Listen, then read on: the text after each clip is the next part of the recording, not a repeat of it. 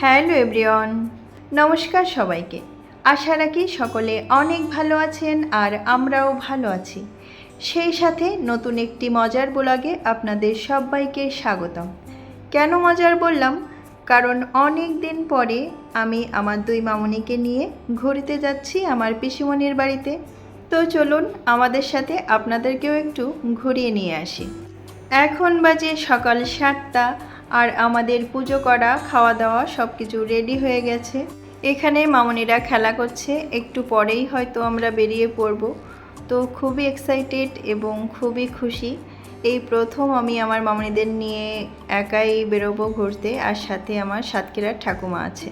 যেহেতু অনেকটা দূর যাব আর ওরাও ছোট, তো এজন্য ভাবলাম যে সকাল সকাল বেরিয়ে পড়াই ভালো। যেহেতু অনেক খুশি ছিলাম, তো নিজের মতো একটু ঘুরে ঘুরে বেড়াচ্ছিলাম আর ভিডিও করছিলাম। আসলে এখন নিজেকে সময় দিতে অনেক বেশি ভালোবাসি, যেটা আমি আগে একদমই করতাম না। আমি মনে করি যে শত ব্যস্ততার মাঝেও নিজেকে সময় দেওয়া উচিত, নিজের জন্য একটু সময় বের করা উচিত।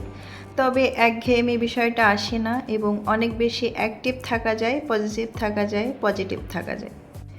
তো দুই মামনিকে নিয়ে আর ঠাকুমাকে নিয়ে বেরিয়েই পড়লাম ঠাকুরের নাম করে।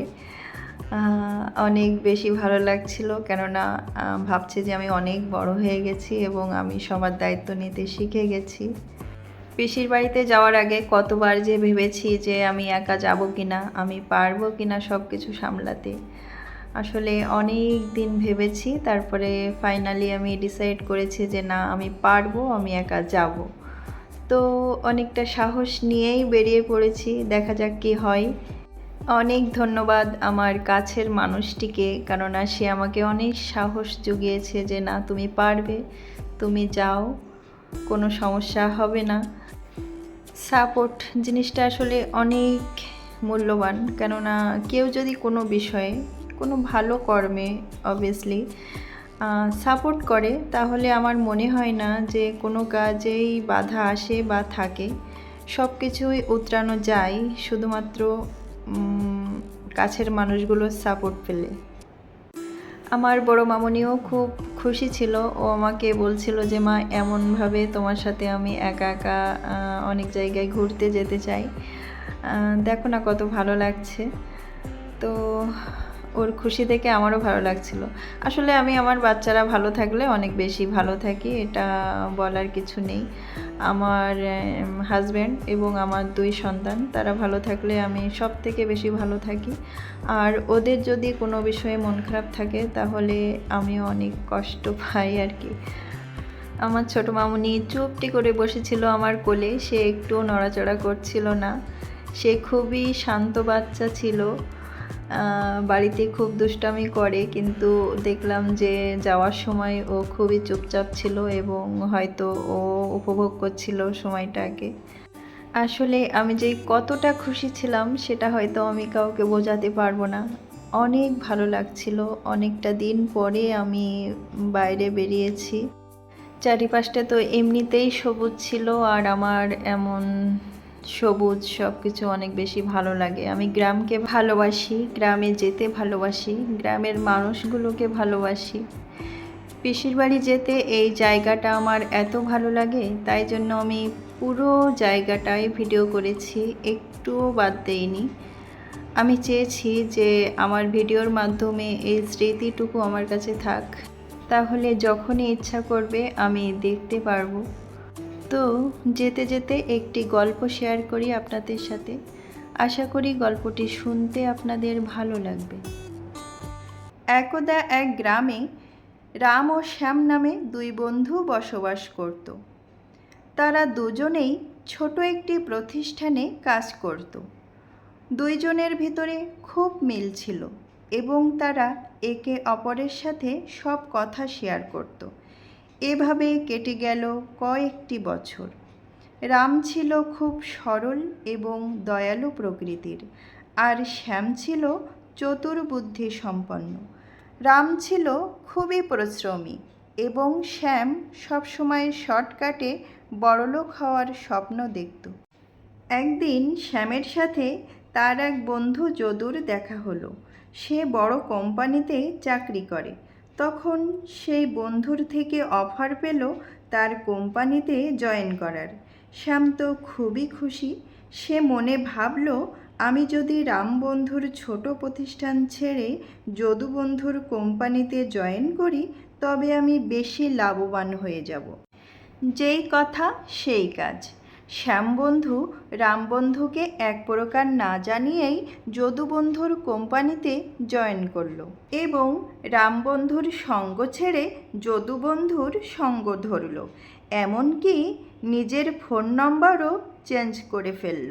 রাম যখন জানতে পারল শ্যাম যদুবন্ধুর কোম্পানিতে জয়েন করেছে তখন সে খুব কষ্ট পেয়েছিল, কিন্তু রাম যেহেতু খুব পরিশ্রমী ছিল সে 2 বছরের মধ্যেই নিজের কর্ম দ্বারা নিজেই একটি কোম্পানি দাঁড় করালো এবং তার চারিদিকে অনেক নামডাক হলো। লোকমুখে শ্যাম একদিন জানতে পারল রাম নিজেই একটি কোম্পানি দাঁড় করিয়েছে এবং সে সেই কোম্পানির মালিক। তখন শ্যামের খুব আফসোস হলো এবং ভাবল সে যদি রাম বন্ধুর সঙ্গ না ছাড়ত তাহলে সে এতদিনে অনেক বড়লোক হয়ে যেত এবং সে একটি ভালো অবস্থানে থাকত। তখন একদিন শ্যাম তার কষ্টের সময় ছেড়ে আসা রামবন্ধুকে ফোন দিল এবং খুব দুঃখ করে কথা বলল, যে রামকে বলল, আমি ভুল করেছি, আমায় ক্ষমা করো বন্ধু, তোমার সঙ্গ ছাড়া আমার উচিত হয়নি।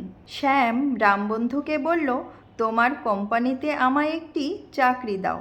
কিন্তু ততদিনে রাম চারিদিকের পরিস্থিতি অনুযায়ী সব কিছুর সঠিক বিচার করতে শিখে গেছে, সেটা বন্ধুত্ব হোক বা কাজের জায়গা। রাম ভাবল দুষ্টু গরুর থেকে শূন্য গোয়াল অনেক ভালো, কিন্তু রাম যেহেতু ভদ্র ছিল তো সে শ্যামের সাথে কোনো খারাপ ব্যবহার করল না। তার কথা এবং আচরণের মধ্য দিয়ে শ্যামকে বুঝিয়ে দিয়েছিল যে সে কী চায়। মাঝে মাঝে শ্যাম ফোন করে কথা বলার চেষ্টা করত রামবন্ধুর সাথে, কিন্তু শ্যামও একদিন বুঝতে পারল যে রামবন্ধু তাকে আর দ্বিতীয়বার সুযোগ দেবে না, তো সে একদিন নিজে থেকেই যোগাযোগ করা বন্ধ করে দিল।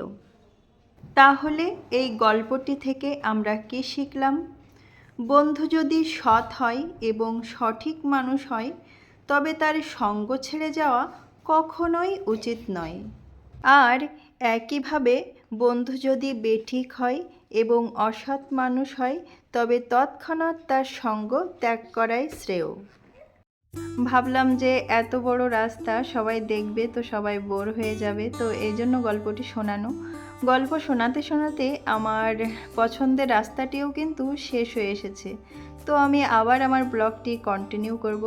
আপনারা সকলে আমার ব্লগটি দেখুন, আশা রাখি সকলের ভালো লাগবে। আর যদি ভালো লাগে তবে আমার চ্যানেলটিকে সাবস্ক্রাইব করে দেওয়ার অনুরোধ রইল।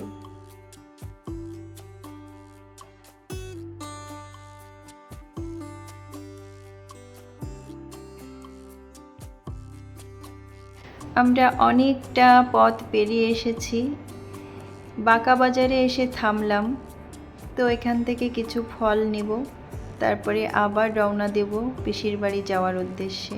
যতটা কাছে এসে পৌঁছাচ্ছি ততই মনে হচ্ছে যে কখন গিয়ে পৌঁছাবো পিসির বাড়িতে। আর এতটা দূর তো অনেক পরিশ্রম হচ্ছিল। আর এই সময়টায় প্রচণ্ড গরম, বাইরে বাচ্চা নিয়ে বেরোনো যে কত কষ্টের সেটা আমি বুঝতে পারছি। আমার মামনি আমার পিসিকে বুড়ি বলে ডাকে, তো সে বুড়ির বাড়ি যাওয়ার আনন্দে সব কষ্টই যেন ভুলে বসে আছে। কিন্তু একটু পরেই সে আমাকে বলছে যে মা আমি আর পাচ্ছি না, কখন পৌঁছাবো বুড়ির বাড়িতে, তাড়াতাড়ি নিয়ে চলো। তো কি আর করা, তাকে দেখে খুব খারাপ লাগছিল, তার ঘুম পেয়ে যাচ্ছিল। একটু পরে তো সে ঘুমিয়েই পড়েছে প্রায়, বলছে যে আর পাচ্ছি না। ছোটোবেলায় এই জায়গাটা দিয়ে যখন পিসির বাড়িতে যেতাম তখন এখানে সম্পূর্ণটাই নদী ছিল, কিন্তু এখন ভরাট হয়ে গিয়েছে এবং রাস্তা তৈরি হয়ে গিয়েছে। নদী একেবারে ভরাট করে দিয়ে রাস্তা করাটা কতটুকু যুক্তিসম্মত আমি জানি না, তবে আমার মনে হয় না যে নদী সম্পূর্ণভাবে বিলুপ্ত করে দেওয়া উচিত। ছোটোবেলাতে পাটকেলঘাটা থেকে পাইকগাছা পর্যন্ত পুরোটাই আমি নৌকায় করে আসতাম পিসির বাড়িতে। নৌকা চড়তে ভয়ও পেতাম, আবার সাথে ভালোও লাগতো। অনেক বড় নদী ছিল তখন, কিন্তু এখন কিছু কিছু জায়গায় তো নদীই নেই, দেখে খারাপ লাগে। কথা বলতে বলতে পিসিমণির বাড়ি প্রায় পৌঁছে গেছি, আর একটুখানি সময় তারপরে আমি পৌঁছে যাব। মনে অনেকখানি আনন্দ নিয়ে এসেছি। আমি চাই যে আমার পুরো সময়টা আমি উপভোগ করি। কতটুকু ভিডিও করতে পারবো আমি জানি না, তবে আমি অবশ্যই চেষ্টা করব যেটুকু পারি ভিডিও করে নেওয়ার। আপন মানুষগুলোর সাথে দেখা করার অনুভূতি একেবারেই আলাদা। আমার ছোট্ট বাবাটার সাথে আমার দেখা হবে, তাকে দেখার জন্য তার পিসিমণি খুবই আগ্রহ নিয়ে এসেছে যে কখন আমার বাবার সাথে দেখা হবে। কথা বলতে বলতে পৌঁছে গেছি আমার পিসিমণির বাড়ির সামনের রাস্তায়। এই যে মন্দিরটি দেখছেন, এই মন্দিরটি আমার জামাইবাবুদের জায়গা। তো আমার জামাইবাবুর আরও ভাইরা আছে, সবাই মিলে এই জায়গাটি দান করেছে পূজা অর্চনা করার জন্য। আমি চলে এসেছি পিসিমণির বাড়িতে। ঢোকার সময় আর ভিডিও করা হয়নি, সবার সাথে দেখা হয়েছিল তো কথা বলছিলাম। আর এটি হচ্ছে আমার পিসিমণির ছাদ থেকে ভিউ। ফুলগুলো কত সুন্দর, তাই না? ছাদে চলে আসার আরও একটি কারণ আছে, কেননা আমার ভাইয়ের অনেক পাখি আছে, আমি সেই পাখিগুলোকে দেখতে আসলাম। পাখিগুলোর কিচিরমিচির ডাক কত মধুর। হ্যালো, কেমন আছো তোমরা সবাই? কি করছো বলো তো? এদিকে তাকাও। হ্যালো। আমার ভাইয়ের অনেক পাখি আছে, কিন্তু ছাদে এত গরম যে আমি এখানে দাঁড়াতেই পাচ্ছি না। তো আমি যেটুকু পেরেছি সেইটুকুই ভিডিও করে নিয়ে চলে যাচ্ছি। তো পরবর্তীতে যদি আসি তাহলে আমি আরও একটু ভিডিও করে নিব। তো এখন নিচে যাই, দেখি সবাই কি করছে, সবার সাথে একটু কথা বলি। অনেক দিন পরে আসলাম, তো সবার সাথে গল্প করা যাক। Hello everyone, good evening. তো এখানে মামনিকে মুড়ি খেতে দেওয়া হয়েছে। সে মুড়িগুলোকে থালা থেকে সব সারা খাটে ছড়িয়েছে। এখন বসে বসে এক একটা করে মুড়ি খাচ্ছে আর থালা নিয়ে খেলা করছে। ভাবলাম ওর এই দৃশ্য দেখে যে একটু ক্যামেরাবন্দি করেই রাখি, ওকে বড় হলে দেখাবো যে ও কী করতো। এই সব করে আর কি আমার মাটা। সব থেকে সুন্দর হলো শিশুকাল, যখন কোনো চিন্তা থাকে না, ভাবনা থাকে না, যখন ইচ্ছা হয় ঘুমিয়ে পড়া যায়, যখন ইচ্ছা হয় খেলা করা যায়, শুধু সবার ভালোবাসা আর আদর দিয়েই ভরে থাকে সারাটাক্ষণ। এখন যখন মামনিদের বিভিন্ন ধরনের ভিডিও আমি করি এবং দেখি, তখন আমারও অনেক ছোটোবেলার স্মৃতি মনে পড়ে। বাবা হলুদ কালারের জেলি ধরনের এক ধরনের খাবার নিয়ে আসতো আমার জন্যে, যেটা আমি সকালবেলা বাবার ঘাড়ে চড়ে পুকুরের ধারে ধারে ঘুরে খেতাম আর বাবার সাথে গল্প করতাম। খাবারটার নামও আমার হয়তো মনে নেই, তবে স্মৃতিগুলো মনে পড়ে আর ভাবি যে যদি সেই দিনগুলোতে ফিরে যাওয়া যেত তাহলে কত না ভালো হতো। এখানে আমার মামনি সারা খাট জুড়ে মুড়ি ছড়িয়ে ফেলেছে এবং সে সারা খাট ঘুরে ঘুরে শুধু এক একটা করে মুড়ি খাচ্ছে আর খেলে বেড়াচ্ছে। গুড মর্নিং এভরিওয়ান, পিসিমণির বাড়িতে দ্বিতীয় দিন। তো এখানে মামনিদের মণিমা ছোটো মামনির জন্য এবং সোনা বাবার জন্য খাবারের উপকরণ সব রেডি করছে, সেগুলোকে রৌদ্রয় দেওয়া হবে। তারপরে রৌদ্র থেকে নিয়ে এসে খাবারটি তৈরি করে দেওয়া হবে এবং পরবর্তীতে মামনিকে এবং সোনা বাবাকে খাওয়ানো হবে। মামনির মণিমা কিন্তু মামনিকে এক বক্স খাবার তৈরি করে দিয়েছে। অনেক অনেক ধন্যবাদ আমার মামনির মণিমাকে। আমার পিসিমণি 20টা মতো চিনি হাঁস পুষেছিল এবং তার যত আত্মীয় স্বজন আছে তাদের সব নেমন্তন্ন করে করে নিয়ে এসেছে এবং একটা করে কেটেছে। তো আরও সে বাচ্চা তুলেছে, সেগুলোকে সে বড় করবে। একটাও কিন্তু বিক্রি করে না, সবই খেয়ে নেয়। আর এই হাঁসটা আমরা আসার পরে কেটেছে। এটা নাকি আমার হাজব্যান্ড এবং মানে আমাদের জন্যই রাখা ছিল আর কি। 1 বছর বয়স হয়ে গেছে। হাঁসটা অনেক বড়, ক্যামেরাতে অনেক ছোট লাগছে কিন্তু অনেক বড়, অনেকটা মাংস হয়েছিল। সেই অনেক সকাল থেকেই সকাল দুপুর রাত্রের সব প্রিপারেশান চলছে। এই হচ্ছে আমার পিসিমণি, দেখেছেন হাসিটা কত মিষ্টি। আমিও বলেছিলাম যে তোমার হাসিটা অনেক মিষ্টি। যাই হোক, সে এখন মাংস রান্না করছে, এগুলো আমরা দুপুরবেলা খাবো আর কি। আর আরও একজন আমাদেরকে সারপ্রাইজ দিয়ে চলে এসেছে, কিন্তু সে যখন এসেছে তাকে ক্যামেরা বন্দি করতে আমি পারিনি। যাই হোক, আমার হাজব্যান্ড এসেছে। সে যখন শুনেছে যে আমরা এসেছি তখন থেকেই নাকি সে ঠিক করে রেখেছিল ছুটি নিয়ে চলে আসবে। তো আজকে সকালেই সে চলে এসেছে। অবশ্য আসার আগে আমাদেরকে ফোন করেছিল, তো আমরা কেউ খাওয়া দাওয়া করিনি, ওর জন্য বসেছিলাম। এখন অনেকটা বেলা হয়ে গেছে, তো এখন সবাই খাওয়া দাওয়া করছে। এখানে সন্ধ্যা ঠামা বলছে যে তুই ভিডিও কর, আমি হচ্ছে আমার বরমশাইকে একটু খাইয়ে দিই।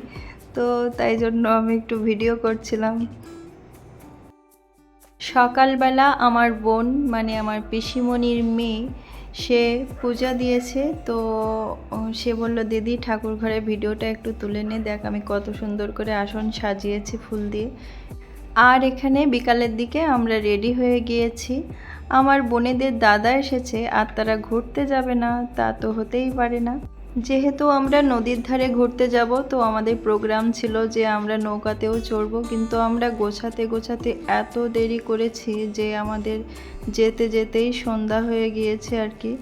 কপাল খারাপ থাকলে যা হয় কি আর করা। তবে আমরা নদী পর্যন্ত গিয়েছিলাম এবং সব কিছু দেখেও এসেছি। অনেক সুন্দর জায়গা, শুধু একটু আলো থাকলে ভালো হতো। তবে পরবর্তীতে যখন আসব তখন অবশ্যই ইচ্ছা আছে নৌকা চড়া সবাই মিলে। অনেক দিন নদীতে নৌকা চড়া হয় না, তো ইচ্ছা তো আছে, দেখা যাক কি হয়। অনেক মজা করে কাটিয়েছি এই দিনটি সবাই মিলে, যেটা আমার ভিডিওর মাধ্যমে স্মরণীয় হয়ে থাকবে আমার কাছে। আসলে ব্লগিং করা কিন্তু খারাপ কোনো জিনিস নয়, অনেক স্মৃতি যেটা আপনার সাথে থেকে যাবে, পরবর্তীতে আপনি দেখতে পাবেন। এগুলো যদি আমি ভিডিওতে না আনতাম তাহলে কিন্তু আমরা এত মজা করি, আনন্দ করি, সেটা কিন্তু আর পরবর্তীতে দেখতেও পেতাম না, অনেক সময় মনেও থাকে না। তো আমি এখন যখন ভিডিও করি তো পরবর্তীতে আমি দেখি, তো আমার খুব ভালো লাগে। আমি এক একটা ভিডিও যে কতবার নিজে দেখি তার কোনো নেই ঠিক, আমার খুব ভালো লাগে। আর সেই সময়টুকুকে আমি মনে করি যখন আমরা ঘুরতে গিয়েছিলাম, কত আনন্দ করছিলাম, গল্প করছিলাম। গ্রামে গেলে আমার থেকেও বেশি মজা করে আমার মামুনি, কেননা ও শহরে থাকে। তো আমরা যেহেতু গ্রামেই মানুষ হয়েছি, তো সব কিছু আমরা ছোট থেকেই পেয়ে গেছি, কিন্তু আমার মামুনিরা তো সেটা পায় না।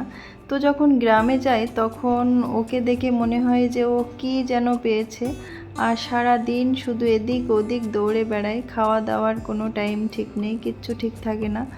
যাই হোক, ও আনন্দ করে, এটাই ভালো লাগে। গ্রামের এই খোলামেলা জীবনটা আমারও অনেক পছন্দ। আমার খুব ইচ্ছা ছিল গ্রামে থাকার, কিন্তু আমার কপালেই সেটা নেই, আমি শহরে থাকি।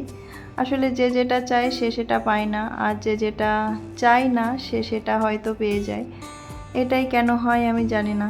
আমরা যখন ঘুরতে এসেছিলাম বাড়ির দিকে কিন্তু প্রচণ্ড গরম ছিল, কিন্তু এখানে যখন এসেছি তখন কিন্তু একটুও গরম লাগেনি, খুবই সুন্দর হাওয়া ছিল। একটু পরেই আমার সোনা বাবাকে সবাই দেখতে পেয়ে যাবেন। আর এই যে আমার সোনা বাবা, আমার সোনা বাবাকে আমি অনেক ভালোবাসি, সত্যি ওকে আমি খুব ভালোবাসি। ওর বাবা মানে আমার ভাইকেও আমি ছোটোবেলায় অনেক ভালোবাসতাম। এখানে আমার মামনি কত সহজভাবে উপরে উঠে গেল। আসলে আমার একটা জিনিসেই ভয় লাগে, সেটা হচ্ছে উপরে ওঠা। আমি একটুও এত উপরে উঠতে ভালোবাসি না, খুব বেশি ভয় লাগছিল, মনে হচ্ছিল যদি আমি এখান থেকে পড়ে যাই। তো সেটা ভেবেই আমি প্রথমে উঠতে চাইছিলাম না, তারপরে আস্তে আস্তে করে উঠে গেছি। তারপরে উপরে উঠে দেখি উপরের ভিউটা যে এত সুন্দর ছিল, শুধু আলো ছিল না, এত আফসোস হচ্ছিল তখন যে আর একটু তাড়াতাড়ি যদি আমরা আসতে পারতাম। তাহলে আমরা নৌকায় চড়তে পারতাম। আর এত সুন্দর জায়গা, কি আর বলবো। সন্ধ্যা হয়ে গেছিল, কিন্তু তবুও আমরা এখানে কিছুটা সময় ছিলাম, বেশ কিছুটা সময় আমরা এখানে ছিলাম। তারপরে একেবারে যখন অন্ধকার হয়ে যাচ্ছিল তখন আমরা বাড়িতে ফিরে এসেছিলাম। এই যে আমার সোনা বাবাটা, বাড়ি এসেও সে ভিতরে যাচ্ছে না, সে এখন বাইরে বসে আছে এবং বাইরে বসে খেলা করছে। তো আমি একটু ওর ভিডিও করে নিচ্ছিলাম, যেহেতু এসে ধরে আমি কারোর ভিডিও সেভাবে করতে পারিনি, শুধু গল্প করেছি। আর এখানে আমার ঠাকুমা চা খাচ্ছে, তো সে বলছে যে এই আমি চা খাচ্ছি, আমাকে একটু ভিডিওতে তুলতো। দেখেন কি স্টাইলে সে চা খাচ্ছে বসে বসে। কত ভালো লাগে না? এই স্মৃতিগুলো একদিন হয়তো থেকে যাবে আমার কাছে। আর এই হচ্ছে আমাদের সব থেকে বেস্ট বন্ধু, যে সারা রাত ধরে আমাদেরকে পাহারা দেয়। কেউই আসার ক্ষমতা নেই আমাদের বাড়ির ভিতরে। হ্যালো ব্রিয়ন, তো পিসিমণি বাড়িতে যাওয়ার তৃতীয় দিন, মানে আজকেই আমরা বাড়িতে ফিরে যাব। মাঝে একটা দিন থেকেছি।